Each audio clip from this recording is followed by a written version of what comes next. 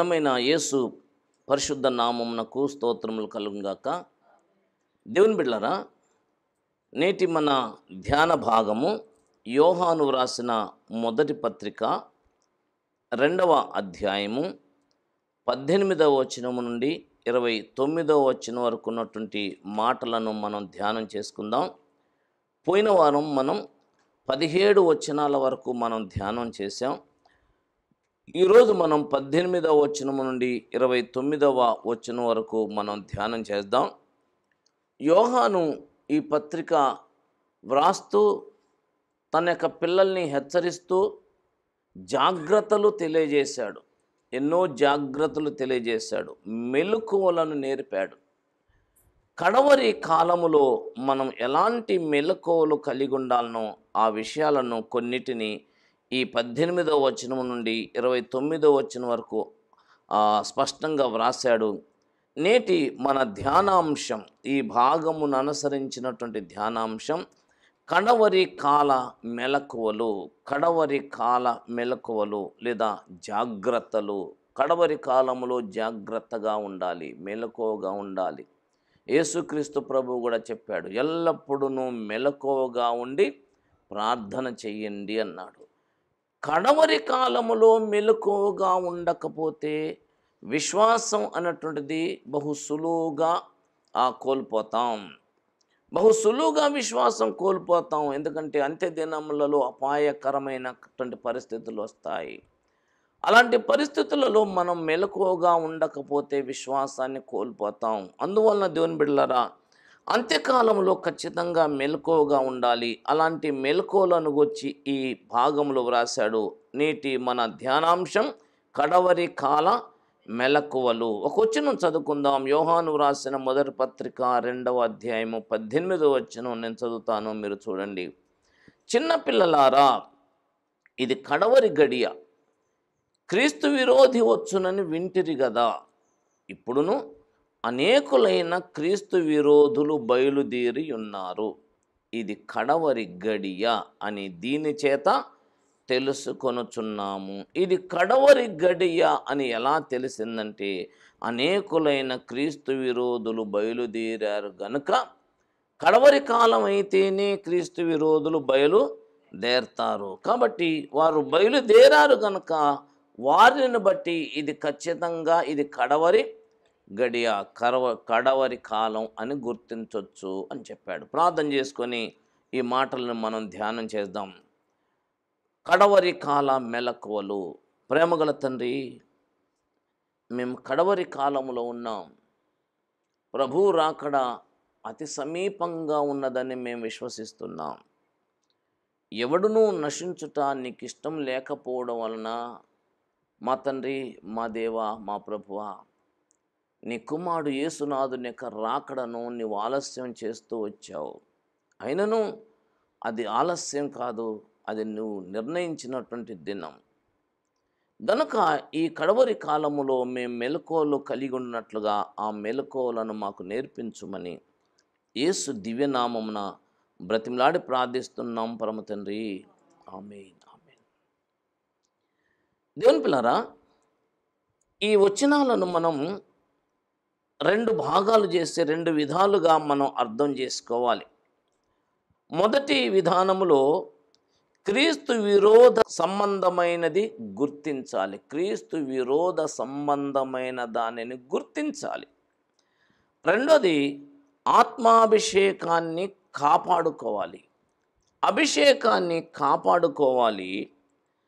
దేవ విరోధ సంబంధమైన దానిని గుర్తించాలి. దేవ విరోధ సంబంధమైన దానిని గుర్తించకపోతే లేదా మన అభిషేకాన్ని పోగొట్టుకుంటే మనం సులువుగా దేవుని పరిశుద్ధాత్మను దుఃఖపరచి ఆత్మను ఆర్పేసుకొని నిత్య నరకంలోకి పోయేటంటి వారితో మనం చేతులు కలుపుతాం. అందువలన దేవ విరోధ సంబంధమైనదేదో అది గుర్తుపట్టాలి. దేవ విరోధ సంబంధమైనది గుర్తించటానికి అనేక విషయాలు దేవుని యొక్క వాక్యం చెప్తుంది. అయితే ఈ ప్రత్యేక సమయంలో ఈ భాగములో ఉన్న వాటిని మనం గ్రహించడానికి మనం ప్రయత్నం చేద్దాం. దేవ విరోధ సంబంధమైనది గుర్తించటంలో దేవ విరోధ సంబంధమైనటువంటి వ్యక్తులను గుర్తించాలి ఒకటి. రెండోది, దేవ విరోధ సంబంధమైనటువంటి ఉపదేశాలను గ్రహించాలి. వాక్యోపదేశం. వ్యక్తులను గుర్తుపట్టాలి, వాక్యాన్ని గుర్తుపట్టాలి. చూడండి దింపులరా, కొందరు దేవుని సంబంధులుగా ఉంటారు. దేవుని యొక్క ఆత్మాభిషేకం వారి శిరస్సు మీద ఉంటుంది. ఆత్మతో వారు నడిపించబడుతూ ఉంటారు. మరికొందరు ఆత్మ కాకుండా దురాత్మతో నింపబడి ఉంటారు. దురాత్మ అనగానే సొల్లు గార్చుకోవటం, వెంట్రుకల్ని విరబోయటం, బిత్తరు చూపులు చూడటం అలా ఏం కాదు. దురాత్మ పూర్ణులైనా కూడా చాలా తెలివిగా ఉంటారు, చాలా జ్ఞానయుక్తంగా ఉంటారు, చాలా స్పష్టంగా మాట్లాడతారు. దురాత్మతో నింపబడినటువంటి వారు దేవుని సంబంధులు కానటువంటి వారు. వారిని గూర్చి వాక్యం స్పష్టంగా ఏం చెప్తుందంటే వారు క్రీస్తు విరోధులు. అంటే దురాత్మతో నింపబడినటువంటి వారిని మనం స్పష్టంగా గ్రహించాలంటే వారు యేసుక్రీస్తు ప్రభువుని ఏమాత్రం అంగీకరించరు. తండ్రిని మాత్రమే అంగీకరిస్తారు. తండ్రితో ఎవడు సమానం కాదు అంటారు. సృష్టికర్తనే ఆరాధించుడి అని స్లోగన్స్ మనం అక్కడక్కడ చదువుతుంటాం. అది ముస్లిమ్స్ యొక్క స్లోగన్. అదే స్లోగన్ యూదులు ఇస్తారు, జెహోవా విట్నెసెస్ వాళ్ళు ఇస్తారు. అదే స్లోగన్ని చర్చ్ ఆఫ్ గాడ్ వాళ్ళు ఇస్తారు. అదే స్లోగన్ని సెవెంత్ డే అడ్వెంచర్స్ ఇస్తారు. ఏంటిది? ఎవరిని ఆరాధించాలి? సృష్టికర్తనే ఆరాధించాలి.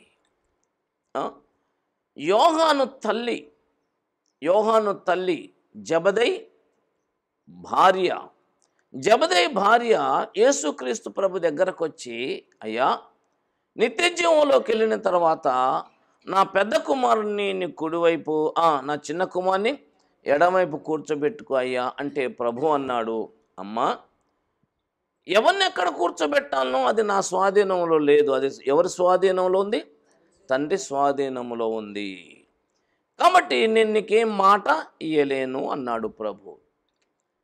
ఇదిగో క్రీస్తు విరోధులు ఏం చేస్తారంటే, చూసారా, ఇప్పుడు చెప్పండి, క్రీస్తు తండ్రి సమానమా? సమానమైతే ఓకే అమ్మా అనాలి, లేకుంటే నో అని అనాలి. ఎస్ అని అనాలి, నో అనాలి. కానీ ఏమన్నదు? తండ్రి చిత్తంలో ఉంది, నా చేతిలో ఏమి లేదన్నాడు. నేను తండ్రి చిత్తం నెరవేర్చడానికి వచ్చానన్నాడు. నా దేవా అన్నాడు. ఆయన ఎలా తండ్రితో సమానమవుతాడు? క్రీస్తుని తండ్రితో సమానం చేయటం దేవదూషణ. ఎందుకంటే పైన ఆకాశం అందే కానీ క్రింద భూమి అందే కానీ ఏ రూపం చేసుకోవద్దు, ఎవరిని ఆ తండ్రితో సమానం చేయొద్దు. కాబట్టి యేసుని తండ్రితో ఎలా సమానం చేస్తారు? ఇది దేవదూషణ అని చెప్తారు వాళ్ళు. యేసుక్రీస్తు ప్రభుని తగ్గించేవాడు. యేసుక్రీస్తు ప్రభు పాపే? లేదు, ఆయన మంచివాడే, ఆయన ప్రవక్త. మరి ఆయన పాపే అంటే ఆయన కూడా పాపే అంటారు. ఎలా ఆయన కూడా పాప అంటే? నేను కూడా బలహీనుణ్ణి అన్నాడు ఆయన. కాకపోతే మనంత పాపి కాదు, ఆయనంతవరకే. ఆయనతో మాత్రం ఈయన సమానం కాదు అంటారు. వారు దురాత్మ పూర్ణులు, వారు దేవుని సంబంధులు కారు. ఇక ఆ వర్గంలోనే ఇంకొక వర్గం ఉంటుంది, కలిపి చెరిపెడి వర్గం అంటే బైబిల్లో ఉన్నటువంటి అన్ని విషయాలు చెప్తారు, అన్ని విషయాలను సమానంగా చూస్తారు. ఈ మాటని కొంచెం మీరు అర్థం చేసుకోవాలి. లేఖనములో రాయబడినటువంటి వచనాలన్నీ కూడా ప్రతి కాలానికి సమానంగా చూడకూడదు. కొంతకాలానికి కొన్ని వచనాల యొక్క ప్రభావం అంతకి తగ్గిపోయి ఆ వచనాలు కొట్టివేయబడతాయి. ఆ వచనాలు తర్వాత వ్రాయబడినటువంటి వచనాలతో అవి సమానం కావు. దేవుడు అబ్రహాముతో మాట్లాడాడు, నీ యొక్క వంశములో నీ యొక్క జాతిలో వచ్చేటువంటి ప్రతి మగ పురుష మగ పిల్లవాడు పుట్టినప్పుడు 8 దినాలకి వానికి సున్నతి చేయాలి. అది నీకు, నీ పిల్లలకు, పిల్ల తరాలకు ఇది నిత్య నిబంధన అని చెప్పాడు. దేవుని పిల్లరా, కాబట్టి అబ్రహాము వంశీయులు అప్పటి నుంచి ఇప్పటి వరకు సున్నతి గావిస్తూనే ఉన్నారు. అయితే ఆ వచనం యొక్క ప్రాధాన్యత యేసుక్రీస్తు ప్రభు చనిపోయి తిరిగి లేచి వెళ్ళిపోయిన తర్వాత దాని యొక్క అసలు భావం, అసలు రూపం, దాంట్లో ఉన్నటువంటి అంతర్లీనంగా దాగి ఉన్నటువంటి దేవుని యొక్క ఉద్దేశాన్ని అపోస్తలులు బయటికి తీసుకొని వచ్చారు. కానీ ఆ వచనాన్ని అట్లాగే అచ్చం అలాగే మనం నెరవేర్చాలి అంటారు వాళ్ళు. మళ్ళీ పౌలు చెప్పినట్టు హృదయ సంబంధమైన సున్నతి కూడా ఉండాలి. ఆ మాట అర్థండి. అది చెప్పారు, ఇది చెప్పారు. ఏది విడిచిపెట్టారు? లేఖనములో మనం ప్రతి వచనాన్ని అంగీకరించాలన్నా వద్దా అంటారు. అన్ని వచనాలను సమానంగా చూడాలన్నా వద్దా అంటారు. అలా అన్నప్పుడు మనకు నిజమే కదా, ప్రతిదీ చూడాల్సిందే కదా.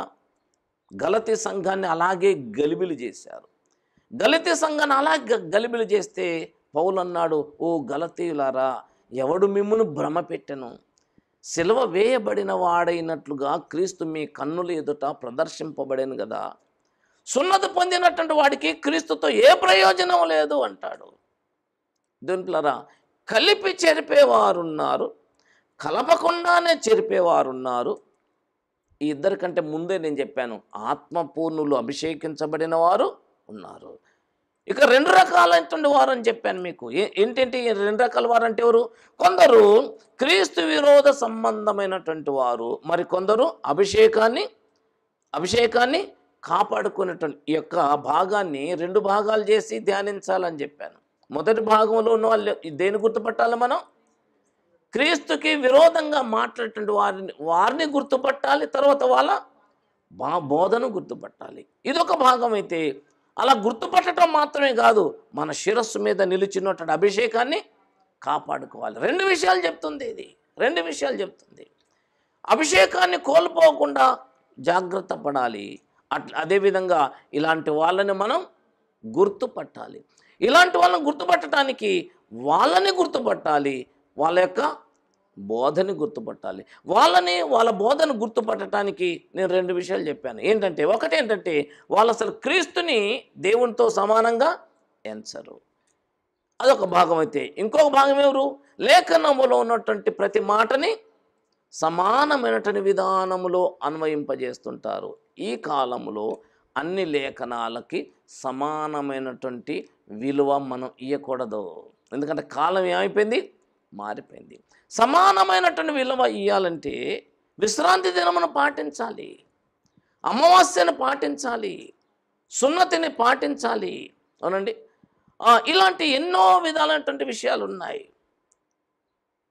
ఇలాంటి వాటిని మనం పాటించాలి. ఎందుకంటే ధర్మశాస్త్రము వాటి గురించి ఖచ్చితంగా చెప్తుంది, కరెక్ట్గా చెప్తుంది. కొందరు ఏమంటారంటే ఇది పాటించాలి, అది పాటించాలి. వాళ్ళని గురించి పౌలు అన్నాడు, వాళ్ళు ఎవరటండి? కలిపి చెరిపేడు వారు. వాళ్ళు ఎవరండి? కలిపి చెరిపేవాడిని చూడండి. అది చెప్తాడు, ఇది చెప్తాడు. నేను అది కూడా చెప్పానంటాడు. ఓ ఎప్పుడో చెప్పాను అది అంటాడు. మళ్ళీ ఇది కూడా చెప్తాడు. అందుకనే నువ్వేమనుకుంటావు? అబ్బా, బాగా జ్ఞానం ఉన్నటువంటి వాడు, బాగా తెలివితేటలు ఉన్నటువంటి వాడు, అన్నీ తెలిసినటువంటి వాడని మనం అనుకుంటాం. కానీ దీంట్లో కలిపి చెరిపేటువంటి వారు ఏం చేస్తారంటే కల్తీ చేసేస్తారు. కొరింథీయులకు రాసిన 2వ పత్రిక 2వ అధ్యాయము 17వ వచనం ఏం చెప్తుందంటే, చివరి వచనం, కావున ఇట్టి సంగతులకు చాలిన వాడెవడు? మేము దేవుని వాక్యమును కలిపి చెరిపెడు అనేకుల వలె ఉండక నిష్కాపట్యము గలవారమును దేవుని వలన నియమింపబడిన వారమునయుండి క్రీస్తునందు దేవుని ఎదుట బోధించుచున్నాము. దేవుని ఎదుట. దీంట్లో పై వచనాలు ఎంత స్పష్టంగానో రాశాడు. 15వ వచనంలో అంటాడు, రక్షింపబడు వారి పట్లను నశించు వారి పట్లను మేము దేవునికి మేము క్రీస్తు సువాసన కలిగి ఉన్నాం. క్రీస్తు సువాసన కలిగి ఉన్నాం. అయితే నశించేటువంటి వారికి మరణార్థమైన మరణపు వాసనగాను, రక్షింపబడి వారికి జీవార్థమైన జీవపు వాసనగాను ఉన్నాం. వ్యక్తి ఒక్కడే రెండు రకాల వాసనలు వస్తున్నాడు. ఆ రెండు రకాల వాసనలు వారి వారి ముక్కులను బట్టే తప్ప అతనిలో నుండి వస్తున్నట్టు రెండు రకాల వాసనలు కావు. యేసు వాసన, యేసుని హైలైట్ చేసి యేసుని దేవునితో సమానంగా ఎంచకపోతే అది క్రీస్తు విరోధి ఆత్మ. అనేకులైన క్రీస్తు విరోధులు బయలుదేరారు. వారు తండ్రిని కుమారుని ఇద్దరిని సమానంగా ఒప్పుకోరు. నువ్వు లేఖనంలో ఎక్కడైనా వెతుక్కుంటా ఉండు. ప్రకటన గ్రంథం జోలికి పోకుండా ఇటువైపు యూదా పత్రిక వరకు పరిశీలన చేస్తూ ఉండండి.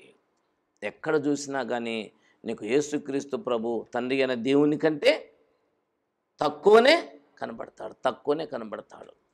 అసలు ఎందుకు తక్కువ కనబడుతున్నాడు? ఆ రహస్యాన్ని పౌలు ఎప్పుడో ఫిలిప్పీ సంఘానికి రాశాడు 2వ అధ్యాయంలో. ఏమన్నాడు? దేవునితో ఉన్న సమానత్వాన్ని యేసుక్రీస్తు ప్రభు ఏం చేశాడు? విడిచిపెట్టాడు. ఇప్పుడు నేనున్నానండి, మన క్యాంపు ఏదో ఒక ప్రోగ్రాం జరుగుతుంది. జరుగుతుంటే అందరికి కలిపి భోజనాలు పెడుతున్నారు. అందరికి కలిపి భోజనాలు పెట్టేటప్పుడు అందరూ వచ్చి లైన్లో నిలబడ్డారు. నేను కూడా అందరిలో ఒకని కదా అని నేను కూడా వచ్చి భోజనంలో నిలబడ్డాను. అందరూ మన సంఘమే. భోజనం నిలబడటంతో ఇప్పుడు దాసన్న కూడా మనతో సమానుడు కదా అనేసి అందరూ అటు ఇటు నెట్టుకుంటప్పుడు నన్ను కూడా నెట్టేస్తారండి. నేను వచ్చి లైన్లో నిలబడ్డందుకు నా విలువను తగ్గిస్తారా? లేకుంటే అదే విలువ ఇస్తారా? వాక్యోపదేశం చేసేటప్పుడు ఇచ్చేటువంటి విలువ లైన్లో నిలబడ్డప్పుడు ఇయ్యరా? అంటే తగ్గించుకున్నాను కాబట్టి ఇక నువ్వు కూడా తగ్గిస్తావా? యేసుక్రీస్తు ప్రభు దేవునితో ఉన్న సమానత్వాన్ని విడిచిపెట్టాడు. ఎక్కడైనా కానీ బైబిల్లో తండ్రి అయిన దేవుడు యేసు ప్రభుని తగ్గించి మాట్లాడిన సందర్భం ఒక్కటి చూపించగలరా? ఒక్కటైనా. తండ్రి అయిన దేవుడు ఏం చేసిండు? ఆయనను అన్ని నామముల కంటే హెచ్చుగా హెచ్చించాడు. ఆయన యోహానికి దర్శనం చూపించేటప్పుడు చెప్పాడు, 7వ అధ్యాయంలో చనిపోయి లేచినటువంటి వార్తకు చెప్పాడు, సింహాసనాసనుడైన మా దేవునికి గొర్రె పిల్లకును ఇద్దరికి సమానమా? లేదు కొంచెం. యేసుక్రీస్తు ప్రభుని గురించి పరలోకపు రాజదర్బార్లో వాళ్ళకు తెలిసిపోయింది. ఏమి తెలిసిపోయింది? వధింపబడినటువంటి గొర్రెపిల్ల. అవునండి, 5వ అధ్యాయంకి రండి. వధింపబడినటువంటి గొర్రెపిల్ల అర్హుడు అని చెప్పారు. అవునండి, ప్రకటన గ్రంథము 5వ అధ్యాయంలోకి మనం వస్తే 9వ వచనం 10వ వచనం కలిసి ఉంటాయి. ఆ పెద్దలు, నీవు ఆ గ్రంథమును తీసుకొని దాని ముద్రను విప్పుటకు యోగ్యుడవు, నీవు వధింపబడిన వాడవై ప్రతి ప్రజలోనూ ప్రతి జనములోనూ దేవుని కొరకు మనుషులను కొని మా దేవునికి వారిని ఒక రాజ్యముగాను యాజకులుగాను చేసితివి గనుక వారు భూలోకమందు ఏలుదురని క్రొత్త పాట పాడుదురు. కిందికి వస్తే కొంచెం కిందికి రండి, 12వ వచనంకి వస్తే, వారు వధింపబడిన గొర్రెపిల్ల శక్తియు ఐశ్వర్యమును జ్ఞానమును బలమును ఘనతయు మహిమయు స్తోత్రమును పొంద అర్హుడు అంటంతో 13వ వచనం ఏముంటుంది? అంతటా పరలోకమందు భూలోకమందు భూమి క్రింద ఉన్న సముద్రంలో ఉన్న ప్రతి సృష్టం ఏముంటుందండి? సింహాసనాసీనుడై ఉన్న వానికి గొర్రె పిల్లకును స్తోత్రమని ఘనత మహిమ ప్రభావాలు యుగములు కలుగునుగాక అని చెప్పటం విన్నాను. ఆ 4 జీవులు ఆమేనని అన్నారు. అప్పుడు పెద్దలు ఏం చేశారు? సాగిలపడి నమస్కారం. ఇప్పుడు యేసుక్రీస్తు ప్రభు సమానుడా తక్కువడా? తక్కువడండి.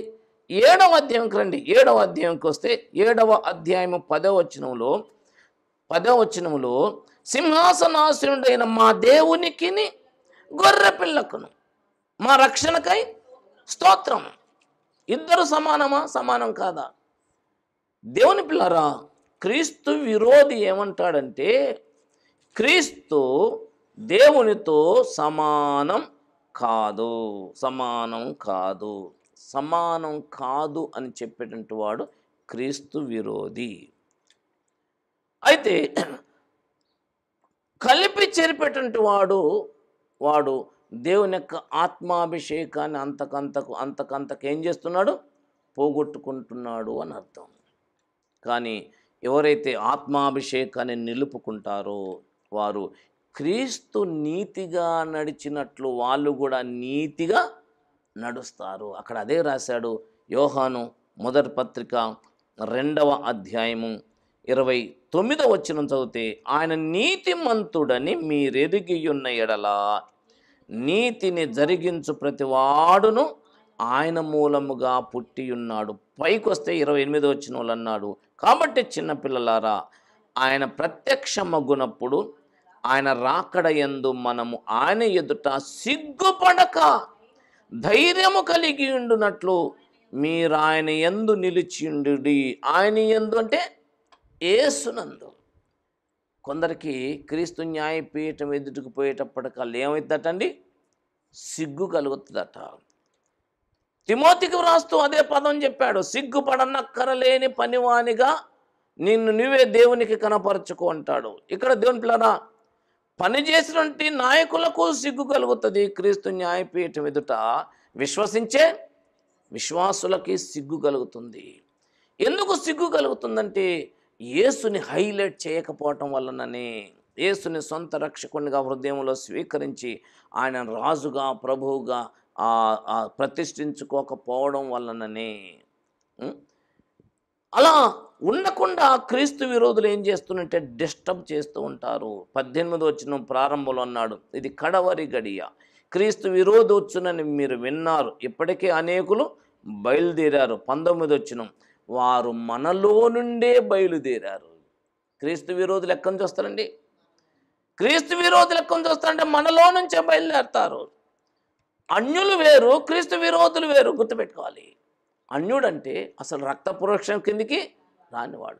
క్రీస్తు విరోధి అంటే వాడు మనలోనే ఉంటాడు. వారు మనలో నుంచే బయలుదేరారు కానీ మన సంబంధులు కారు. మళ్ళీ ఇంకో మాట కూడా అన్నాడు, వారు మన సంబంధులు కారని ప్రత్యక్షపరచబడినట్లు బయలుదేరతారు. అదే మన సంబంధులు అయితే ఏం చేస్తారు, నేను త్రిత్వ విరోధులు దేవ విరోధులు అని ఒక స్టేట్మెంట్ ఇచ్చాను ఈ మన దేంట్లో యూట్యూబ్ లైవ్లో. దానిని ఆధారం చేసుకొని ఎన్నో కామెంట్స్ కింద పెట్టారు. దయ్యం పట్టినోడు అని ఒకడు, ఇంత వయసు వచ్చింది కానీ ఇంకా నీకు బైబిల్ జ్ఞానం రాలేదని ఒకడు, నరకానికి పోతారని ఒకడు, అన్ని కామెంట్స్ పెట్టుకుంటూ వచ్చారు. త్రిత్వ విరోధులే దేవ విరోధులు అనేటువంటి స్టేట్మెంటు వాళ్ళకి రుచించట్లేదు. ఎందుకు రుచించట్లేదు అంటే వాళ్ళు త్రిత్వాన్ని ఒప్పుకోరు. త్రిత్వమును ఒప్పుకోని వాడు త్రిత్వ విరోధులు దేవ విరోధులే. తండ్రి కుమార పరిశుద్ధాత్మ త్రియేక దేవుడు దేవుడు అంతే. దేవుడు అన్నటువంటి పదం అది బహుళకం, అది ఏకవచనం కాదు, ఏకవచనం కాదు. నెల అంటాం, నెల అంటామా, నెలలు అంటామా? నెల అనగానే వాళ్ళు ఎన్ని రోజులు ఉంటాయి? 30 రోజులు ఉంటాయి. 30 రోజులు ఉన్నాయి కాబట్టి నెలలు అంటావా? నెల అంటే అది బహుళకం, అది ఏకవచనమే, కానీ దాంట్లో 30 దినాలు ఉన్నాయి. డజన్ అంటాం. డజన్ అంటే ఏకవచనమా బహువచనమా? డజన్ అంటే ఏకవచనమే, కానీ దాంట్లో బహుళత్వం ఉంటుంది. డజన్ అనగానే దాంట్లో 12 వస్తువులు, 12 అన్నటువంటిది ఉన్నది. అట్లాగా దేవుడు అనగానే అది ఏకవచనం, కానీ దాంట్లో బహుళత్వం ఉంటుంది. తండ్రి కుమార పరిశుద్ధాత్మ. మనిషి అనగానే ప్రాణం శరీరం ఆత్మ. మనిషి అంటే ఏకవచనం. మనిషిలో ప్రాణం ఉంటుంది, శరీరం ఉంటుంది, ఆత్మ ఉంటుంది. దేవుని పిల్లరా, ఏకత్వంలో బహుళత్వం ఉన్నటువంటివి ఎన్నో కొల్లలుగా ఉన్నాయి. ఇక్కడ త్రిత్వం దగ్గరకు వచ్చేటప్పటికే ఇది ఎక్కడుంది? ఒక ఆయన అంటాడు, దాంట్లోని కామెంట్ పెట్టాడు, త్రిత్వం అన్నటువంటి పదాన్ని బైబిల్లో చూపిస్తే ఇన్ని డబ్బులు ఇస్తా అంటున్నాడు. నేనేమంటున్నంటే దేవుని పిల్లరా, ఆది కాండం 1వ అధ్యాయము 1వ వచనం మొదలుకొని ప్రకటన గ్రంథం 22వ అధ్యాయము 21వ వచనం వరకు రాయబడిన దాంట్లో అంతట్లో ఉన్నది త్రిత్వమే. కాబట్టి ఈ నీ కళ్ళకు కనబడదు, అది ఈ కళ్ళకు కనబడదు. దాన్ని నువ్వు ధ్యానించుకుంటూ పోతే నీకు అర్థమవుతుంది. ఒక భక్తుడు అన్నాడు, గంటెల ప్రకాష్ గారు మొన్న చనిపోయాడు 15వ తారీఖుని. ఆయన గారు అన్నాడు, అసలు బైబిల్ అనే పదం బైబిల్లో లేదు. మరి బైబిల్ అని దీన్ని ఒప్పుకుంటానా ఒప్పుకోవట్లేదా? బైబిల్ అనే పదం బైబిల్లో లేదు. మరి బైబిల్ అనే పదం బైబిల్లో లేకుండా మరి దీన్ని బైబిల్ అంటే పిలుస్తున్నావు నువ్వు? ఎట్లా పిలుస్తున్నావు అంటే, బైబిల్ అంటే పుస్తకాల యొక్క సముదాయం. 66 పుస్తకాలు ఉన్నాయి కాబట్టి బైబిల్ అన్నావు. అట్లాగనే త్రిత్వం అంటే అట్లా ఉండదు. త్రిత్వం అని రాసి ఉండదు. కానీ బైబిల్ చదువుతుంటే ఆది కాండం నుంచి ప్రకటన గ్రంథం వరకు మనకేం కనబడుతుంది? త్రిత్వం. ముగ్గురు వ్యక్తులు కనబడతారు. దేవుడు ఒక్కడే. ఆ ఒక్క దేవుడే ముగ్గురు వ్యక్తులై ఉన్నారు. ఆ ముగ్గురు ఒకరితో ఒకరు సమానులు. వారు ఒకరి ఎదుట ఒకరు తమను తాము తగ్గించుకుంటారు. వారు ఒకరిని ఒకరు ఎదుటున్నటువంటి వారిని హెచ్చిస్తుంటారు. వారు ఎంత మాత్రం ఒకరిని తనకంటే తక్కువ చూడరు. అలానే ఎవరికి వాళ్ళతో సమానంగా ఎంచుకోరు. త్రిత్వములో ఉన్నటువంటి రహస్యమే అది. దేవుని పిల్లరా, అయితే వారు మనలో నుంచే బయలుదేరారు, కానీ వారు మన సంబంధులు కారు. 20వ వచనంలో అంటాడు, మీరు పరిశుద్ధుని వలన అభిషేకం పొందారు గనక మీకు అన్ని సంగతులు తెలుసు. అందుకనే ఇక్కడ అంటాడు, మీరు 21వ వచనం, సత్యమెరుగని వారైనందున నేను వ్రాయలేదు, మీరు దానిని ఎరిగి ఉన్నందునను ఏ అబద్ధమును సత్య సంబంధమైంది కాదని ఎరిగి ఉన్నందునను మీకు, అంటే త్రిత్వం అని రాసుంటేనే నమ్ముతావా నువ్వు? ఈ సంగతులు మీరు ఎరిగి ఉన్నారు. అవతలోడు ఎరగలేదు గనక ఎట్టకేలకు దేవునిలారా, క్రీస్తు విరోధంటే క్రీస్తుని తక్కువ చేయాలంతే. క్రీస్తుని తక్కువ చేస్తే తండ్రిని ఏం చేయాలి? హెచ్చించాలి. అప్పుడు తండ్రి సంబరపడతారు అనుకుంటున్నారు. తండ్రి అన్నాడు, అసలు నేను మీకేం తెలుసురా? మీరు నన్ను ఎప్పుడన్నా చూసారా? అదృశ్య దేవుని దృశ్య రూపమే యేసు. అదృశ్య దేవుని దృశ్య రూపమే యేసు. దృశ్య రూపమైన యేసును ప్రక్కకు పెడితే అదృశ్యుడైన దేవుని నువ్వు ఎలా కనుక్కుంటావు? ఎలా కనుక్కుంటావు? దేవుని పిల్లరా, క్రీస్తుని తప్పిస్తే అసలు దేవుడు ఉన్నాడని చెప్పడానికి ఎక్కడా ఆధారం లేదు. ఈ లోకం అంతా దేవుడు లేడు అనుకుంటా తర్జన భర్జన ఎందుకు పడుతున్నారు? క్రీస్తుని ప్రక్కకు పెట్టారు కనుకనే.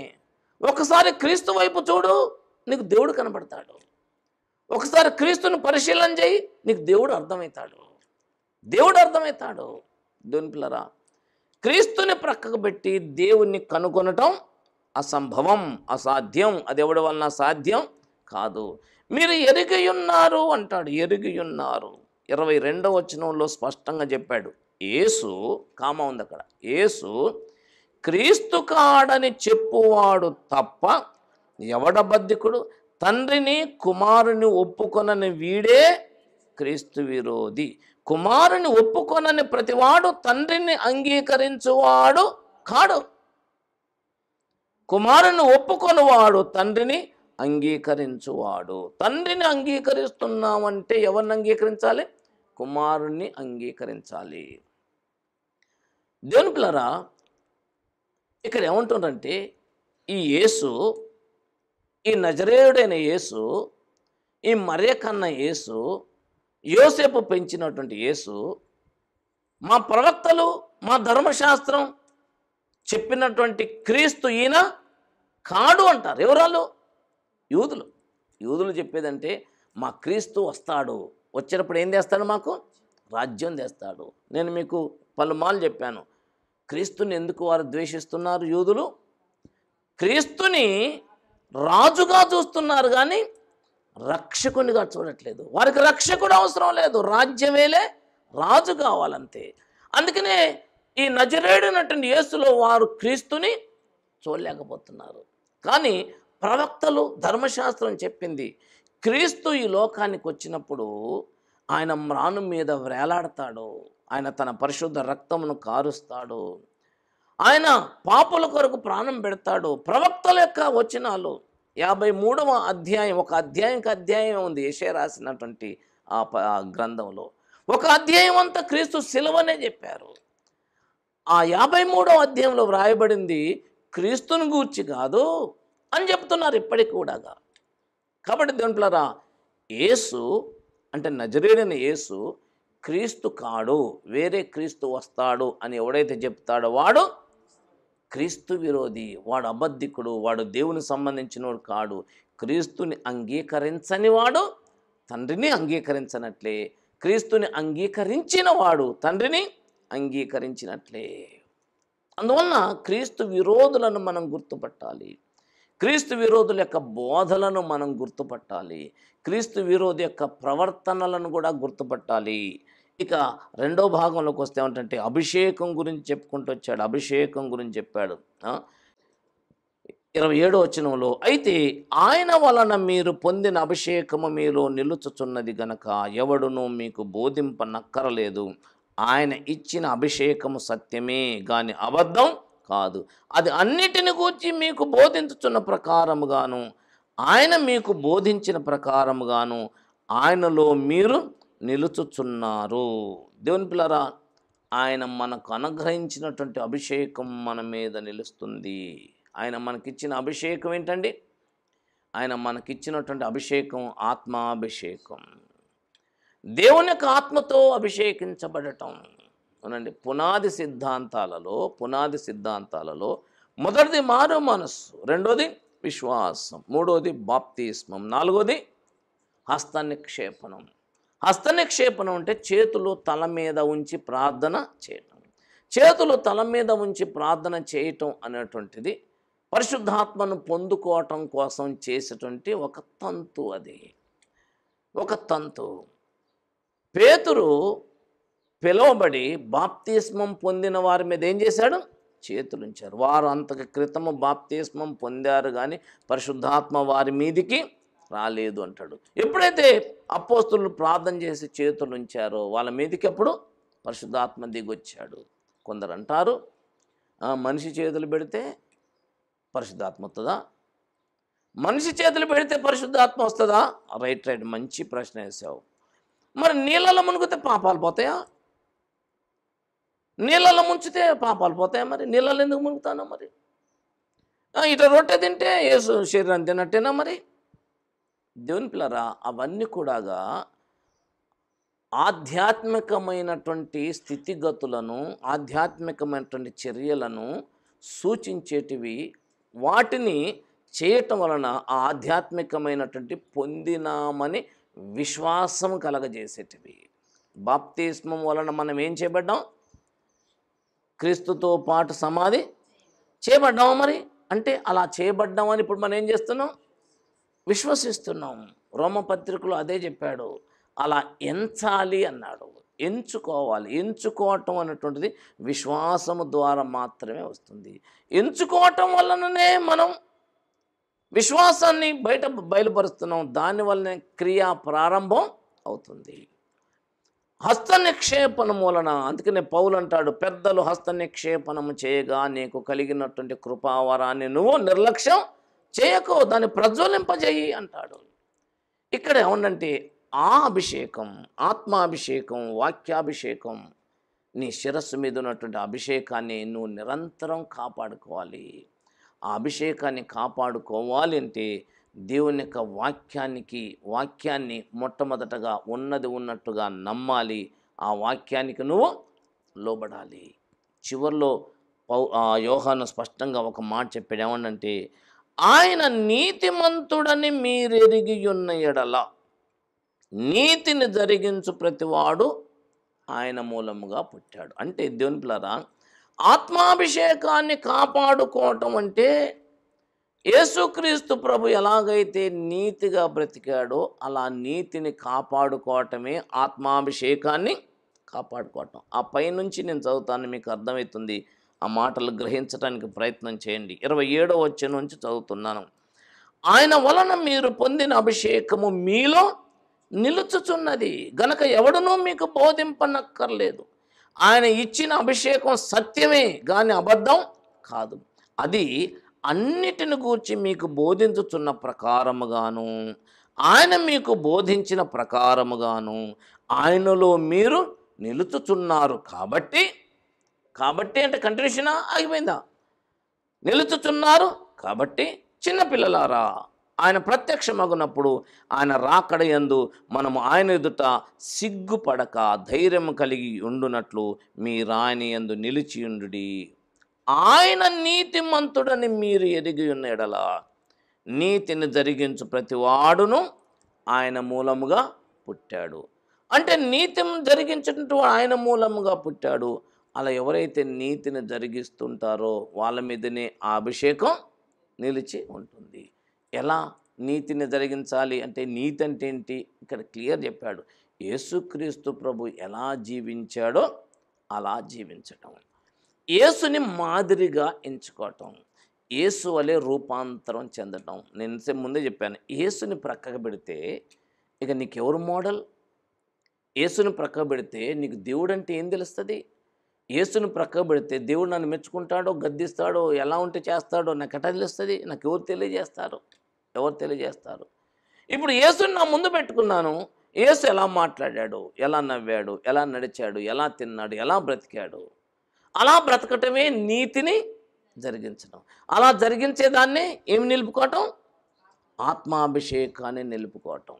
అలా యేసులా కాకుండా, యేసుని ప్రక్కకు పెట్టి యేసును ఒప్పుకోకుండా నీ సొంత నీతిని స్థాపించడానికి కళ్ళు దాగను, చుట్ట దాగను, సార దాగను, సినిమాలు చూడను, వ్యభిచారం చేయనంటే ఈ నీతి చల్లనే చెల్లదు.